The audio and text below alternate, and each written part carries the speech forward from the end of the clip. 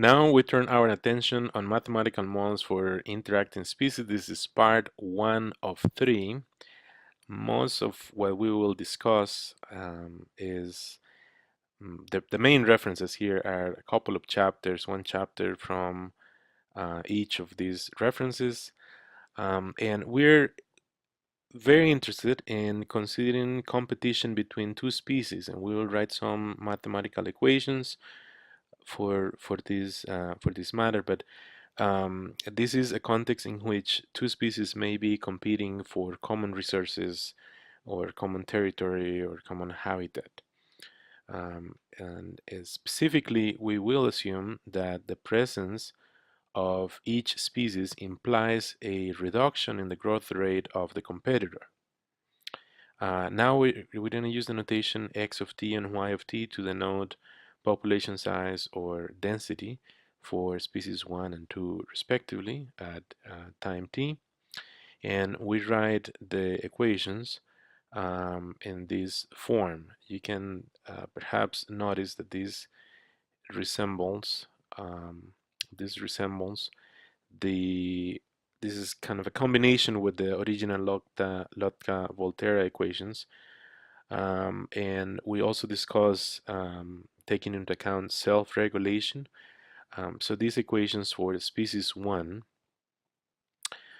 we have here a portion that takes into account that self-regulation for species 1, similar term taking into account self-regulation for species 2, and then we have interaction terms, the terms that accompany x times y.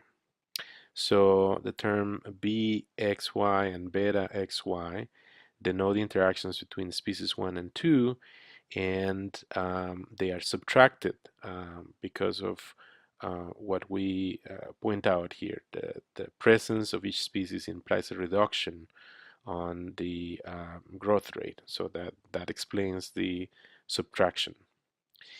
And as we mentioned, the terms with square, the x square and y square, are those terms that are denoting self-regulation for external resources on each species. So now that we have a set of equations, what we do next is to go after steady states. We'd like to compute equilibrium points for which all we have to do is to set the equations equal to 0 and solve for x and y. This would be a set of two equations, two unknowns, and these are very nonlinear equations. Luckily, there are trivial solutions. For example, x equals 0 and y equals 0. When we evaluate these expressions at x equals 0 and y equals 0, then we can clearly see the first equation becoming 0 on the left, which coincides with 0 on the right, and for the second equation, the same is true. There are other solutions that are not exactly trivial, but in a similar spirit. If x is 0 and y is different from 0, if x is 0, then we assume x is 0, then that takes care of the first equation, in which case we would get a 0 equals 0 for the first equation. The left-hand side of the first equation vanishes, and that reduces the second equation to mu minus dy equals 0. All we are left there to do is to solve for y, and that gives us the steady state that has form 0 comma mu over d. Okay, this is the equilibrium point, and this is what we consider the extension of species 1. Now, if we consider the extinction of species 2, what we're doing is considering y equals 0. That will take care of the second equation. If y is 0, then the second equation becomes an identity, 0 equals 0, and the first equation becomes a little simpler. So it reduces the first equation to solving for x in the expression lambda minus ax equals 0. Solving for x and calling that solution x bar gives us lambda over a. In this case, the steady state or equilibrium point has the form lambda over a comma 0. And this is referring to the extinction of species 2. So in summary, we have three steady states. One that is mathematically called a trivial steady state. This refers to the extinction of both species 1 and species 2. Then we have a steady state that um, refers to the extinction of species 1.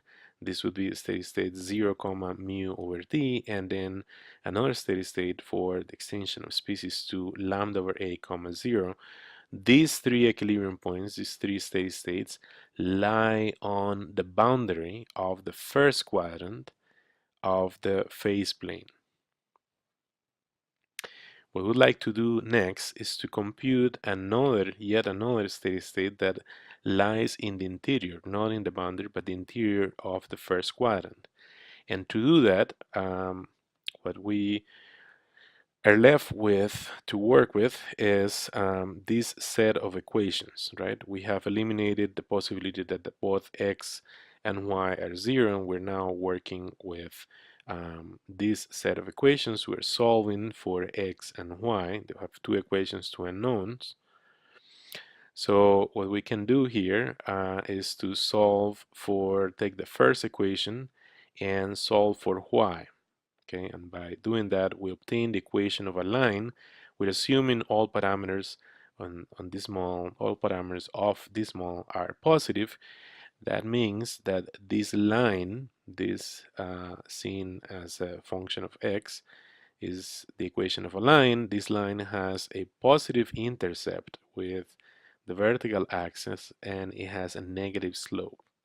Now let's take the second equation, solve for y on the second equation, and obtain another expression that again has a positive intercept with the vertical axis, and it has a negative slope. So what we'll do on the next video is to use graphical means, to use a graphical approach to continue our analysis. We're going after the calculation of the steady state line on the interior of the first quadrant.